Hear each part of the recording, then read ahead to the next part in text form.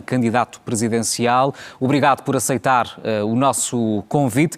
O que é que significa esta quarta fase que promete de protestos, além das manifestações propriamente ditas? Muito obrigado pela oportunidade. Esta quarta fase, digamos, é na verdade a fase derradeira, digamos, do nosso plano de manifestações que na verdade visam apenas pressionar, primeiro, os órgãos eleitorais e, segundo, os órgãos de justiça para se conformarem com a justiça eleitoral ou, por outras palavras, para se conformarem com a vontade expressa pelo povo nas urnas. Esta quarta fase, digamos assim, é de fato a fase mais dolorosa, porque na primeira, a segunda e a terceira, a nossa, digamos, o nosso fito era simplesmente fazer manifestações pacíficas com cartazes de repúdio. E agora? Na quarta fase, infelizmente, pela forma como foi feita a repreensão, está-se a falar de 40 mortos, é o que é conhecido publicamente, mas no terreno nós temos registro de mais de 100 mortos. Então, nós neste momento vamos entrar numa fase que, quando eu digo dolorosa, é porque vai ser uma fase que vai afetar profundamente a economia nacional. Infelizmente, vamos ter que partir para esta fase. Mas com recurso à violência? Claro que não, nós de forma nenhuma, atenção uma coisa, em nenhum momento, uma das coisas que nós desafiamos as autoridades moçambicanas é que em nenhuma das fases, nem na primeira, segunda, terceira, em nenhuma dessas fases, os manifestantes tomaram iniciativa de atos violentos, em nenhuma fase, não há provas disto. Por exemplo, ainda há pouco tempo estava-se a dizer que houve vandalismo, assalto às lojas, empresas. Agora, graças a Deus, com a tecnologia que nós temos hoje, estão a viralizar vídeos que comprovam que quem assaltou e quem roubou aos agentes econômicos foi exatamente a polícia. Temos muitos vídeos que provam isso. Polícias a roubarem na Shoprite, que é um grande supermercado que nós temos na cidade de Maputo, lojas de particulares, aí até em casas privadas, a polícia, temos vídeos, inúmeros vídeos. Então, e nós não temos evidências de alguma situação em que os manifestantes tivessem tido iniciativa ou de atacar a polícia, ou de atacar e destruir bens públicos ou privados. Isso não existe provas disto. O que existe é que em algum momento houve uma espécie de manifestação de um direito de legítima defesa dos manifestantes quando a polícia usou força desproporcional. Olha, se me permitires, eu vou dar um exemplo muito simples. Há uma imagem que está a correr no mundo hoje em que manifestantes, numa das avenidas muito conhecidas em Moçambique, os manifestantes, para demonstrar que estavam a fazer uma manifestação puramente pacífica, ficaram todos de joelhos. Eram mais ou menos 50 jovens, ficaram de joelhos para provar que não queriam oferecer nenhuma espécie de resistência física. Mas mesmo de joelhos, que é uma posição que demonstra passividade e resignação, mesmo assim a polícia fez disparos diretos para jovens que estavam de joelhos clamando para que pura e simplesmente os deixasse levantar cartazes e cantar as canções. Portanto, existem essas imagens de uma violência tremenda destas. Aquelas bombas de gás lacrimogéneo, peço desculpas, houve aqui uma pequena queda aqui do motofone, mas aquelas bombas de gás lacrimogéneo, todas elas têm uma inscrição que dizem que essas bombas não podem ser disparadas diretamente para o corpo humano porque podem causar danos irreversíveis. Mas a polícia disparou para corpos humanos. Aliás, no dia 21 de outubro, que foi a primeira fase, eu estava a dar uma entrevista numa praça que chama-se Praça da OMM, com jornalistas internacionais, incluindo jornalistas portugueses da RDP. E houve uma situação dessas, sim. Lá, da RDP. Mas perante isso, deixe-me perguntar, a polícia porque disparou diretamente para jornalistas internacionais. Neste momento está em parte incerta, tem reservado sempre incógnita em relação ao local onde está. Nós também não sabemos o local exato onde está neste momento para conseguirmos esta entrevista. Deduzo que queira manter essa incógnita. Mas eu pergunto-lhe se esta quarta fase de protestos se pondera ir até Moçambique ou isso não é viável neste momento. até este momento, eu estou a ver se crio condições. Aliás, eu queria ir liderar a terceira fase. O que aconteceu é que houve inúmeras, digamos assim, clamores, posso dizer assim, de pessoas que pediram encarecidamente que eu não faça Moçambique. Eu recebi milhares de e-mails, de cartas, de mensagens, até de abaixo-assinados, a dizerem que eu estava proibido de ir a Moçambique. Portanto, eu não fui a Moçambique porque a população, os manifestantes, pediram de forma encarecida que eu lá não fosse. Eu não sei, se eles me autorizarem, eu vou, porque eu não tenho problemas nenhuns, eu bem gostava de estar em Moçambique. Mas esta quarta fase, eu digo que estou em parte incerta porque eu gostava também de partilhar que eu escapei a 2 atentados. O primeiro atentado que eu passei foi no dia 19 de agosto, que estava numa província que chama-se Inhambane, num distrito chamado Zalala, com um polícia que estava nas minhas costas, pronto a disparar, uma arma de 9 milímetros e 15 balas na câmara. Esse caso está registrado, a Procuradoria de Inhambane tem este caso registrado, arquivaram processo por questões políticas, e o segundo atentado eu passei em Sandton, na África do Sul, quando me retirei depois do ataque que sofremos no dia 21. Portanto, e sendo eu já que mesmo passei por 2 atentados na minha vida. Sim, mesmo estando fora de Moçambique, sente que corre risco neste momento?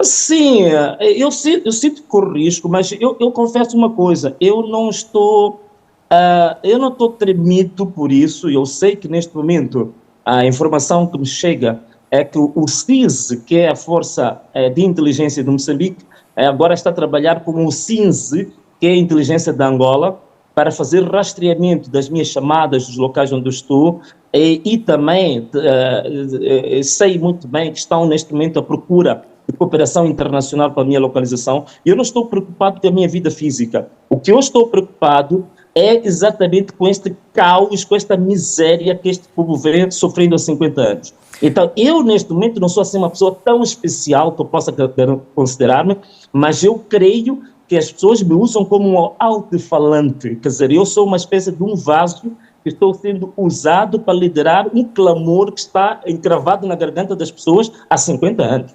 E como altifalante desse clamor, estaria eventualmente disponível para um encontro com Daniel Chapo?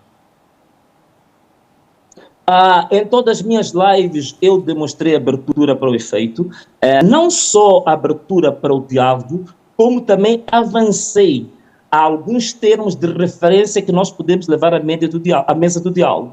Eu já dei esta indicação, claramente. Infelizmente, até este momento, o Partido Frelimo e o próprio candidato não reagiu a todas as manifestações de abertura do diálogo e, inclusivamente, dos termos de referência para o diálogo que eu publicamente já apresentei. Olhando também para essa linha de pensamento político que tem, julgo que não afasta a possibilidade de um governo de unidade nacional. O que eu pergunto é que condições teria de ter, no seu entendimento, um governo de unidade nacional? Apenas partidos da oposição ou também o Partido Frelimo? Sim, se for um governo de unidade, tem que ser mesmo unidade, não pode ser fragmentado. Isto não é um problema, não é uma questão que eu coloco apenas para a questão de crise. No meu manifesto eleitoral e ao longo de toda a minha campanha, eu falei disto. Que eu ganhando as eleições, eu quero constituir um governo que é baseado na meritocracia e não no fundamentalismo partidário. Portanto, significa que mesmo o Partido Frelimo, que são os meus adversários diretos, eu sei que há pessoas competentes, eu sei que há pessoas íntegras na Frelimo, portanto, temos abertos. Portanto, este governo de unidade nacional, primeiro, tem que dar prioridade aos partidos que concorreram.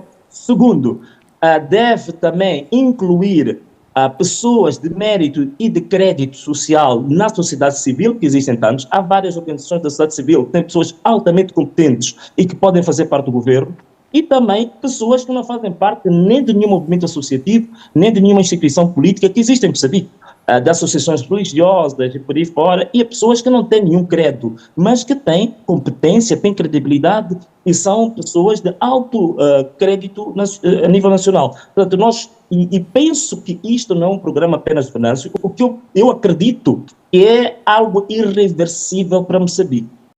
Se nós quisermos um país estável e se nós quisermos que Moçambique dê algum salto no futuro, não temos outro caminho senão passar por um governo que seja transversal às várias forças políticas, sociais, por aí. E se isso não acontecer, será muito difícil Moçambique poder sair da situação de miserabilidade que se encontra hoje para um país próspero, que eu acredito que Moçambique tem todas as condições para, num prazo de 5 anos a 10 anos, ser uma das 50 ou 70 nações mais prósperas do mundo. Mas neste momento, nos últimos 10 anos, permita-me apenas enquadrar este facto, a pobreza em Moçambique aumentou 87%, afeta mais de metade da população. Há ainda o caso da dívida oculta, portanto, quase 3 mil milhões de dólares, sensivelmente, de dívida pública que foi autorizada, que foi de alguma forma escondida, que foi já, enfim, a origem de um processo judicial a envolver as cúpulas políticas. Acredita que acrescentando a este contexto as tais medidas dolorosas desta quarta fase de manifestações, que podem ter efeito económico, pode estar em risco uma guerra civil em Moçambique? Cá por mim, por aquilo que é, digamos assim, o que nós acreditamos e o modelo de sociedade que nós queremos, está muito longe de nós fazer qualquer tipo de movimento armado ou qualquer intervenção do ponto de vista armado. Isto está fora de questão.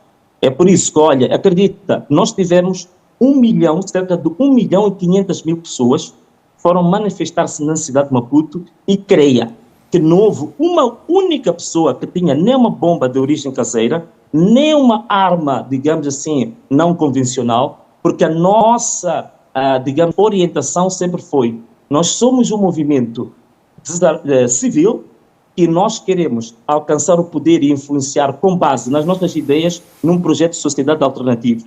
Da minha parte e dos nossos manifestantes, do partido que neste momento suporta a minha candidatura, nós não vislumbramos e somos totalmente aversos a qualquer forma de resolução de conflito ou da crise por via militar ou por via armada. Isto está fora de questão. Sim. O que nós vamos fazer são manifestações dentro do direito constitucional que nós temos, que nos assegura que, havendo ordens ilegais, há um direito constitucional que nos assiste de não obedecer essas ordens ilegais. E uma das questões que nós queremos fazer é a manifestação em áreas que, logicamente, são cruciais para a economia de Moçambique. O que está a acontecer, nós não vamos forçar a ninguém a aderir à nossa marcha. O que nós vamos fazer é passar uma mensagem como aconteceu em relação a Garcia, que é um dos maiores corredores de desenvolvimento e uma das maiores fronteiras que nós temos em Moçambique, que liga Moçambique e África do Sul.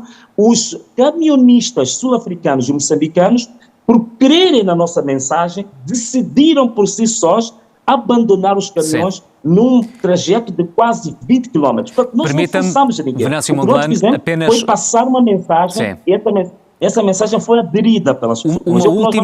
Uma última questão, antes de fecharmos. O que é que espera, enquanto mensagem política e posição, de países amigos de Moçambique como Portugal? O que é que espera do governo português? Olha, eu creio que neste momento deveria haver um posicionamento claro em relação às eleições de Moçambique. Não só o problema eleitoral em si, mas sobretudo a violação grave de direitos humanos que estão a ser cometidos em Moçambique. Eu penso que neste momento, eu saliento pela positiva, vi que o Parlamento Português e alguns grupos parlamentares portugueses já se estão a pronunciar e até de forma um pouco mais ousada, muito acima da minha expectativa, porque alguns grupos parlamentares disseram claramente que não acreditam na vitória da Frelimo, que é anunciada pelos órgãos eleitorais. Eu creio que o governo português, pelo respeito à soberania, não pode chegar a tanto, mas pelo menos pode pronunciar-se exigindo o respeito pelos direitos humanos de uma forma um pouco vigorosa. E penso que, neste momento, Portugal, pela relação histórica, linguística, cultural que tem com Moçambique, deveria ser também para nós os alto-falantes e porta-vozes de Moçambique para o espaço europeu. Portanto, isso era a minha expectativa, que não só o governo português se pronunciasse, mas também que passasse essa mensagem, por exemplo, para o Parlamento Europeu, para a Comissão Europeia. Eu penso que sim, eu estaria muito grato se Portugal o fizesse, não de forma pura e simples, simplesmente favorável ao movimento contestatário, mas no sentido de proteção das vidas e dos direitos humanos fundamentais que estão a ser violados em Moçambique. Venâncio Mondelano, obrigado por ter estado connosco nesta entrevista exclusiva à CNN Portugal. Uma boa noite para si. Muito obrigado.